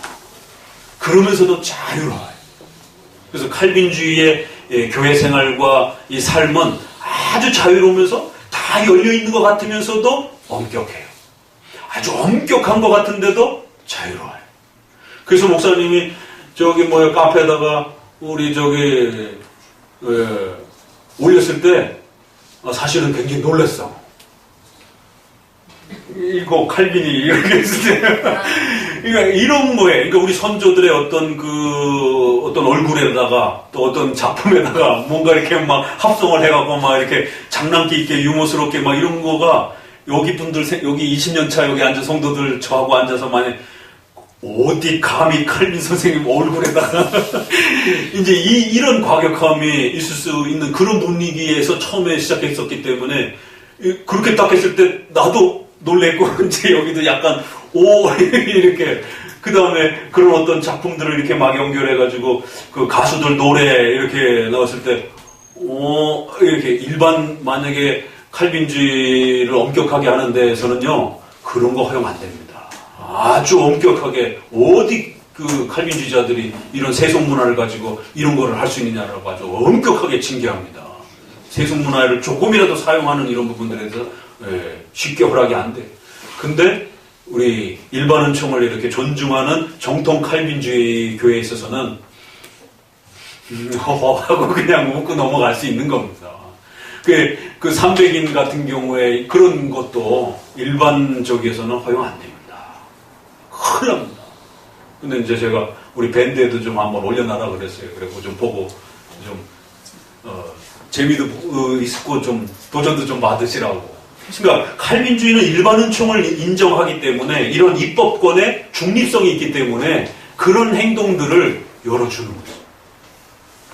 우리 이제 여기 자매가 갑자기 고자로 시작하는 그 거시기 그 표현을 이렇게 문자로 딱 놨을 때 깜짝 놀란 거죠. 성도들의 글 속에 이런 참 평상시 우리가 입에 담을 수 없는 그런 고자로 시작하는 그런 아니 다른 소리 있을 때 그래도 그냥 이렇게 성도들 안에 문맥이 이게 보호를 해주니까 그런 의도는 아니니까 적어도 그 문맥 안에서 성도들 안에서 이렇게 이야기 나눌 때 그냥 웃으면서 넘어갈 수 있는 거예요. 또 이제 우리 자매님이 이렇게 이제 또 하림이랑 농담하면서 이렇게 이모티콘을 이렇게 주고받고 그럴 때 일반 교회 같으면 그거 허락이 안 됩니다. 어디 교회에서 이런 장난스러운 이모티콘을 막 놀리고 목사님한테 막 이런 거 막 날리고 큰일 나지. 그러니까 우리 옛날 분들은 옛날 생각하면 돼요. 그게 감히 어디게 그게 허락이 돼요. 근데 칼빈주의는 일반 은총이 있기 때문에 목사님이 또 교회에서 설교자로서 만났을 때는 그 말씀 앞에서 또 권위자로 만나는 거고 또 일상 또 교제 속에서는 또 이렇게 친근하게 또 이렇게 그 사회가 허용되어질 수 있는 그 정도의 어떤 또 서로 웃을 수 있는 그 정도의 어떤 문화적 어떤 콘텐츠들은 또 가볍게 또 이렇게 허락될 수 있는 거예요. 그래서 칼빈주의는 너무 멋있어요. 일반 율법주의 교회는 그걸 너무 올가매는 거예요. 숨도 못 쉬도록. 근데 세속주의 교회는 또 너무 세속적으로 풀어가는 거예요. 하나님의 진노를 맞을 정도로 세속적으로. 동성애까지 그냥 인권이라고 이제 이렇게까지가 나중에 또 나가는 거죠. 안 되는 건 안 되는 거예요. 그러나 되는 것 안에서는 아주 마음껏 또 이렇게 할 수 있는 거지. 그래서 옛날 우리 수련회 생각하면 수련회 가가지고 어디 여행을 가고 무슨 뭐 관광지를 가고 이런 거 감히 생각을 못 합니다. 근데 우리 개혁교회에 있어서는 수련회 가서 저녁 때는 또 뭐 열심히 기도도 하고 성경 공부하고 낮에는 주변 관광지 돌아다니면서 우리 초창기부터 그랬어요. 그 부분은 조금 열려 있어가지고. 근데 새로 오신 분이 세상에 어떻게 수련회 와가지고 이렇게 놀러 다녀? 수련회는 기도하고 영성을 충만하게 해야지 막 이런 이제 분위기들에서 여기 한만큼 타락했어. 이제 막 이런 식의 또 논의가. 그래서 제가 뭐라고 받아쳤느냐면 저희는 주중에 너무 많이 공부를 하기 때문에 이럴 때는 놀러 나옵니다. 화가 나가지고 일부러. 다른 데들은 주중에 너무 공부를 안 하니까 이런 데 와서 또 과외 공부를 해야 되지만 저희는 평상시 너무 많이 공부를 하기 때문에 이럴 때는 좀 성도들하고 맛있는 것도 좀 먹고 맛집에도 가고 좀 관광지도 가서 좀 성도들하고 좀 이렇게 쉬기도 하고 그런다라고. 그러니까 교회 행사가 쉬는 행사로 진행하는 걸 이렇게 겁을 내요. 어떻게 교회 행사가 쉬는 행사를 하지? 노는 행사를 하지? 교회 행사도 이렇게 성도들하고 놀고 쉴 수 있어요. 그러니까 이런 여가 문화와 이런 부분들이 이렇게 우리 한국 사회는 잘 아직 개발이 돼 있질 않아가지고 이렇게 쉬고 놀고 이런 것들이 굉장히 낯설죠. 그렇다고 해서 또 목사님하고 성도들 만났는데 노래방에 가가지고 이러기는 저하고 노래방 가자고 그러지 마세요. 그런 건 좀 더 지나친 거죠. 좀 또 목사님하고 또 교인들끼리 할 수 있는 가족들끼리는 할 수는 있어도 또 교인들끼리 만나서 뭔가를 하기에는 조금 부담이 되는 그런 또 여가 문화들도 있는 거죠. 그런 건 좀 자제를 해야 되죠. 그러니까 이런 면에서 칼빈주의가 얼마나 멋있는지. 너무 옥죄어도 안 되고 너무 풀어놔도 안 되고 지킬 건 지키고 그러면서도 또 하나님이 주신 자유와 은혜는 또 충분히 누릴 수 있도록. 자, 이제 다 소개됐습니다. 읽으면서 정리합시다. 31번에 교회법과 관련된 속박과 자유에 대한 문제. 그러니까 결론은 이렇게 나는 거예요. 교회법을 우리가 어떻게 활용을 해야 하느냐면 잘못하면 속박이 되고 잘못하면 이 자유의 문제를 남용하게 된다는 거예요. 그래서 성경적인 교회법은 속박이 돼야 됩니다. 그건 법적인 명령이기 때문에. 그러면서도 양심의 자유를 또 어떻게 잘 조회를 이룰 수 있는가. 같이 읽어봅니다. 이제 이 표준에 따라 제정된 규정들에 대해서 자유로운 양심으로 순종하는 것이 그리스도인에게 의무다. 계속 물론 미신적으로 지키는 것이 아닌 언제든지 순종한 자는 경건한 순종으로 지켜야 한다. 규정을 경멸해서도 해만한 부주의로 인하여 빠뜨리는 일이 있어서도 안 된다. 물론 교만이나 고집으로 공경원하게 어기는 일이 있어서도 안 된다. 그러니까 이제 교회법은 이제 어떻게 지켜나가야 된다고요? 소홀히 하면 안 된다는 거예요. 또 함부로 어겨서도 안 된다는 거예요. 교회법은 복종의 문제입니다. 법이기 때문에. 그 법을 어기게 되면 치리가 행해지니 사법권 치리 행위가 권징을 받는 겁니다. 그래서 장로교회법은 하나님의 말씀을 실천하고 확증하는 거기 때문에 법적 권한이요 신적인 권한을 갖게 되는 겁니다. 교회법은 지켜도 되고 안 지켜도 되는 그런 문제가 아니에요. 분명히 교회법에는 그런 질서가 있다라는 거예요.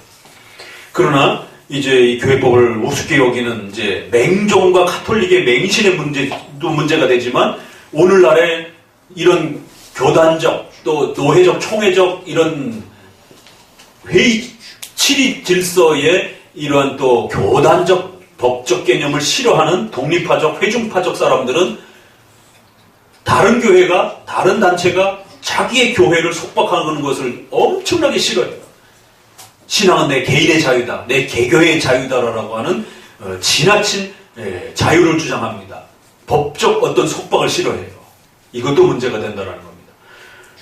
한 개인이 이런 문제를 다 정할 수가 없는 겁니다. 한 개교회가 그걸 다 정할 수가 없어요. 이단의 문제도 그렇고 국가사회에 대한 문제도 그렇고 성경의 해석적 적용도 그렇고 이 수많은 문제들을 어떻게 한 개교회의 담임 목사가 혼자 다 결정하냔 말이에요.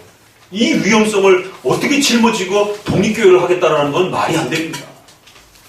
전문가들의 도움을 빌어서 시시때때로 등장하는 수많은 그 사안들을 성도들을 돕기 위해서 항상 노회나 총회나 이러한 회의체를 통해서 함께 결의를 하고 그렇게 법으로 만들어진 교회법을 모든 성도들이 또 존중하고 틀리면 고치면 되는 거예요. 둘 다 틀릴 수 있어요.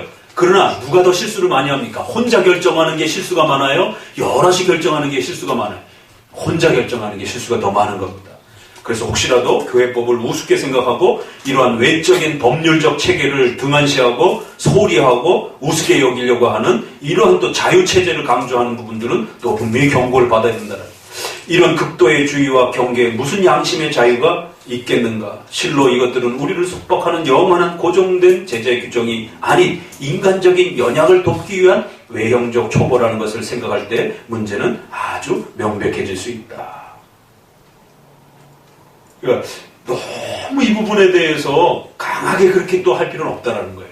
왜냐하면 이건 7대 교리와 관련된 기본 교리 부분이 아니라 그거를 법률적으로 적용해 나가는 이제 이러한 그 실천적 문제에 있어서 생겨지는 문제들이라 이제 항상 더 탄력성이 있고 또 더 많이 논의할 수 있는 여유가 있으니까 이런 부분들을 또 교리를 다루듯이 이거 아니면 안 돼! 이런 식으로 이렇게 너무 또 이렇게, 입장을 배격하고 이러지 말고 좀 더, 탄력성을 가지면서, 잘 이 교회법을 소중하게 여기고 또 그러면서도, 서로를 존중할 수 있는 이런 부분들이, 신중하게 고려돼야 된다는 거예요. 그게 쭉 중간에 오게 되면 장례식에서 수의가 없거나 관을 운반할 사람이 없을 때 죽은 사람을 묻지 않고 시체를 썩을 때까지 두는 것보다 적당한 때에 묻는 것이 좋다. 그러니까 이런 장례식, 결혼식, 이런 국가에 대한 문제 이런 거 다 누가 결정하고 이거 누가 판단 내릴 수 있겠느냐라는 거예요. 그러니까 이런 문제들에 대해서는 너무 지나치게 성경적이냐 이렇게 접근하지 말라라는 거예요. 읽어봅시다. 콤마부터 한 지방 거기부터 읽어봅니다. 한 지방 고유의 관습이나 인정이나 중용의 규범이 해야 할 일을과 하지 않아야 할 일을 지시한다. 사람이 잊어버리거나 경망하여 이런 규례에서 어긋나더라도 그것은 죄가 되지 않는다. 그러나 경멸하기 때문이라면 이런 고의적 행동은 비난을 받아야 된다. 마찬가지로 예배 일시, 예배 장소의 건축물, 어느 날 어느 시편을 부를 것인가 이런 거는 중요하지 않다라는 거예요. 밑에서 둘째 줄.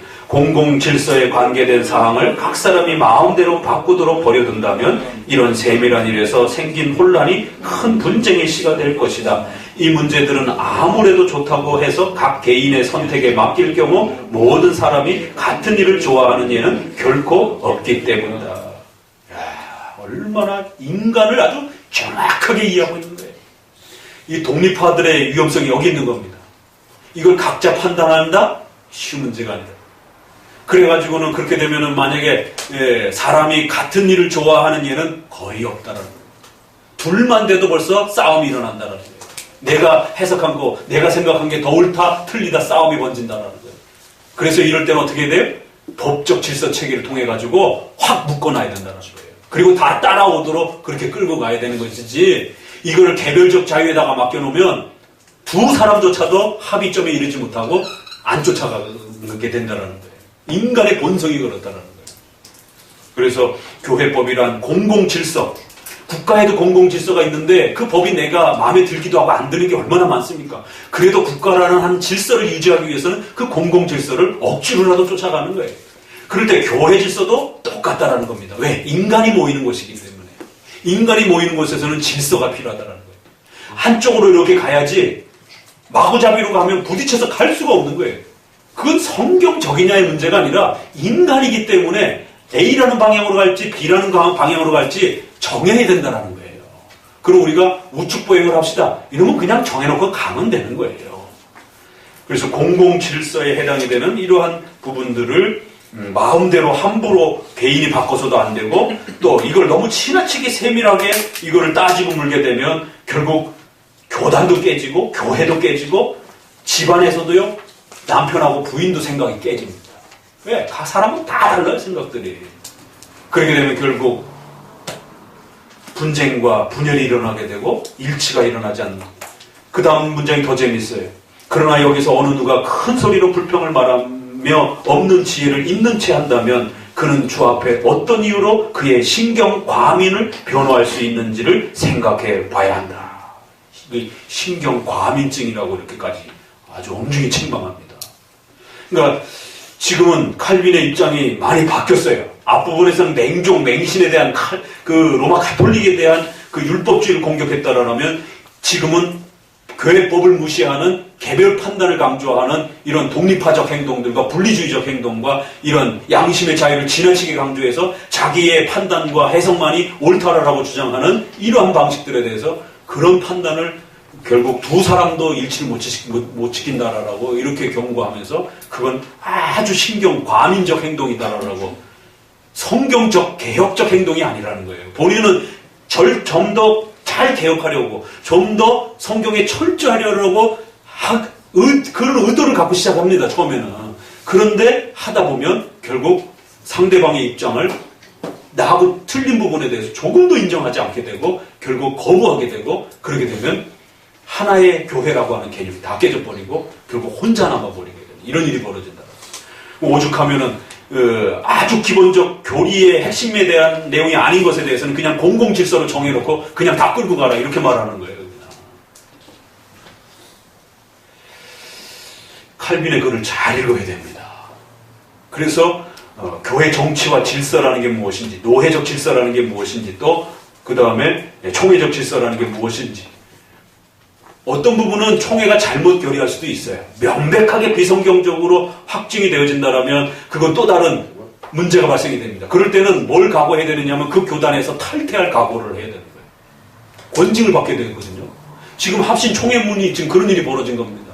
총회는 결의를 했는데 거기에 대해서 못 따르겠다라고 막 지금 젊은 목회자들 통해서 이구동성으로 막 비판을 나오는 거예요. 오죽 안타까워서 제가 다른 교단인데도 제가 그 합동 교단의 총회 결의문이라고 하는 건 그렇게 개개인이 개교회가 막 함부로 막 비판하고 짓밟고 이런 문제가 아니다. 그게 적어도 그래도 신앙적으로 문제가 없다라면 총회 결의라고 하는 건 법적 결의를 권한을 갖는단 말이에요. 그러면 사내의 모든 성도들이 함께 따라주고 거기서 이단으로 판정되게 되면 내가 아무리 좋게 생각해도 이단으로 조심해야 되는 겁니다. 이런 질서 체계가 갖춰지지 않으면 인간은 홀로 남게 됩니다. 그 홀로 남은 인간을 누가 보호합니까, 그러면? 신앙생활을 할 수가 없다는 거죠. 그래서 이런 질서 체계 속에서, 어느 정도 법적 그 권한을 가진 부분들을 따라주고 또 존중해주고 그런 입법적 행위들을 잘 보호할 때 건강한 교회가 된다는 것입니다. 마지막, 준수해야 할 상황은 그러기 때문에 어떻게 해야 된다고요? 적어야 된다는 거예요. 참, 그 기가 막히게, 실천적 부분을 더 추가해 준 겁니다. 이것을요, 근대 법이 겨우 깨달았어요. 법은요, 너무 상세하게 만들면 안 됩니다. 그럼 변호사, 판사가 필요 없어요. 그리고 또 그걸 너무 많이 적어 놓게 되면은요, 찾을 수가 없어요. 그리고 또 거기에 없는 건 어떡할 겁니까? 이런 문제가 발생이 돼요. 그래서 이제 근대 국가가 법에 대한 개념을 이해하기 시작했는데, 법은 너무 상세하게 적으면 안 됩니다. 큰 원리적 형태로 정해놓고 그 원리를 가지고 판사가 그 시대에 유권 해석을 해주는 겁니다. 적어도 그 시대의 시민적 수준과 그 내용에 따라서 과거에는 이런 성적 범죄가 별로 그렇게 처벌을 안 했지만 지금은 미투 운동이 일어나고 난 이 정도 선에서는 그 법률적 부분들을 좀 더 좁게 촘촘하게 적용해도 괜찮은 거예요. 근데 이제 판사들이 옛날 그 인식이 있어가지고는 집행유예로 너무 많이 풀어주고 이제 이런 일반법에도 그런 것처럼 교회법에도 너무 그 세부 규정을 갖다가 너무 상세하게 이렇게 적으면 안 돼요. 그래서 교회법은 얇아요, 책이. 헌법책 이렇게 해가지고. 그거를 노회와 총회가 유권 해석을 하는 겁니다.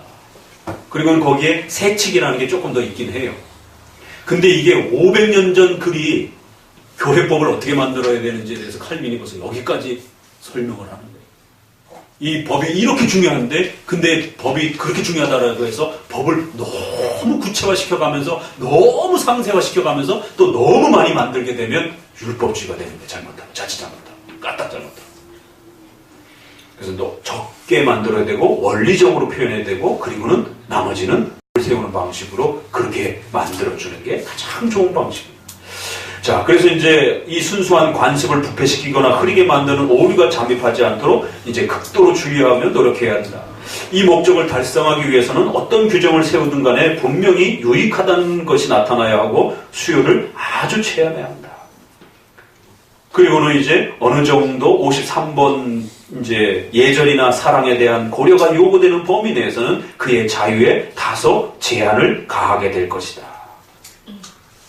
그래서 양심의 자유도 일정한 법이 만들어지면 그 법에 또 복종하셔야 된다는 거예요. 또 제한을 받을 수 있다는 거예요. 그 밑에 줄 둘째로부터 읽어봅시다. 둘째로 우리가 이 일들을 지키더라도 빠지지 않으며 다른 사람들에게 너무 까다롭게 구하지 않고 힘이 많을수록 하나님께 대한 더 좋은 예배가 된다는 생각을 하지 않으며 외형적인 규율의 차이로 교회끼리 서로 멸시하는 일이 없게 될 것이다. 끝으로 우리는 여기서 영원한 법을 제정하는 것이 아니므로 운영과 목적을 전적으로 교회의 덕을 세우는 데에 두게 될 것이다. 만일 교회를 위해서 필요하다면 우리는 아무 거리낌 없이 일부 규정의 변경뿐만 아니라 지켜오던 규정의 폐기까지도 용인할 것이다. 이게 장로교회의 원리라는 겁니다. 그래서 16세기, 17세기에 따라하면 안 됩니다. 복고주의로 가면 큰일 나는 거예요. 자칫 잘못하면 이거를 또 너무 강하게 몰아붙이면 드라이브를 걸게 되면 싸우게 되고 분열이 일어난다라는 거예요. 그래서 우리 시대에 맞게 교회를 위해서 필요하다라면 얼마든지 변경하고 오히려 폐기까지 할 수도 있다는 것이에요. 참 멋있습니다. 이게 한자 읽어가다 보면 그래서 하나님이 이스라엘 백성들을 통치하는 걸 보시면은 그걸 느껴요. 어떨 때는 굉장히 이렇게 압박하시는 것 같은데 어떨 때는 굉장히 이렇게 자유롭게 열어두십니다. 아니, 굉장히 풍성하게 열어둬요. 그래갖고 결혼도 보게 되면 이스라엘 백성들하고 결혼해야 되는 것은 예수님 때문에 대한 문제 때문이기도 하지만 그 가나안 족속들은 미신을 끼칠 수 있기 때문에 전부 죽였어야 돼요.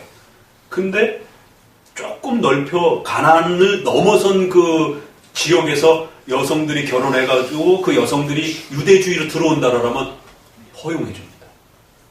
그 대표적인 예가 누구예요? 룻기 같은 경우도. 이방 여인들이 그래갖고 족보에 들어오는 겁니다. 그러니까 우리가 생각하는 것처럼 이스라엘끼리만 이런 개념, 혈통, 100% 완벽하게 그런 개념은 또 아니에요. 분명히 이 유대인들의 신앙을 지키는 방식으로 가야 되는데 신앙이 지켜진다면 얼마든지 좀 먼 지역의 여성들은 결혼해서 그들이 개종한다면 충분히 들어가도 허용되어지는 굉장히 탄력적이에요. 사실은 그런 부분을 보게 되면. 그리고 이제 먹고 마시고 이런 문제 부분에서도 보게 되면 막 제사도 제외시켜주고 뭐 군대도 막 제외시켜주고 아주 제외시켜주는 게 의외로 상당히 많아요. 그리고 하나님이 용서도 또 많이 해주고 다 죽여야 되는데 정말 이렇게 너무 많이 봐주시는지 이런 경우도 허다하고 구약에서도 하나님이 이스라엘 백성들을 대하시면서 그렇게 엄격하지 않은데 오히려 칼빈주의를 잘못 이해한 분들이 칼빈주의를 숨도 못 쉬도록 그렇게 막 조여가면서 제세파적으로 하이퍼 칼빈이즘적으로 그렇게 숨을 조여오게 되면 아무것도 못합니다. 그래서 바울이 말한 고린도서에 모든 것이 가하나 모든 것이 덕스러운 게 아니고 모든 것을 할 수 있지만 그렇다고 모든 것이 유익한 건 아니다. 그러나 일단 모든 건 할 수는 있어요. 각자의 지역에 따라 판단해서 얼마만큼 할 것인지는 알아서 판단하라는 거예요. 참 멋있는 말입니다. 그럼 진리가 너희를 자유케 하리라. 도대체 자유라는 게 뭘까? 죄에서의 자유도 있지만 이건 예배와 정치 부분에서에도 자유를 말하는 거예요. 삶에 있어서도. 이걸 너무 좁게 그렇게 끌어내게 되면 결국 불신자가 만든 자동차를 우리가 사용해야 되는가 말아야 되는가. 그들이 그 자동차를 만들면서 우주선을 만들면서 거기다 돼지머리에 앉혀놓고 고사를 지내잖아요.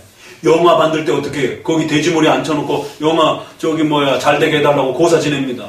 그 영화를 여러분 봐야 될 건가 말아야 될 건가. 이거 분명히 고사 지낸 영화예요. 한두 굿도 없어요.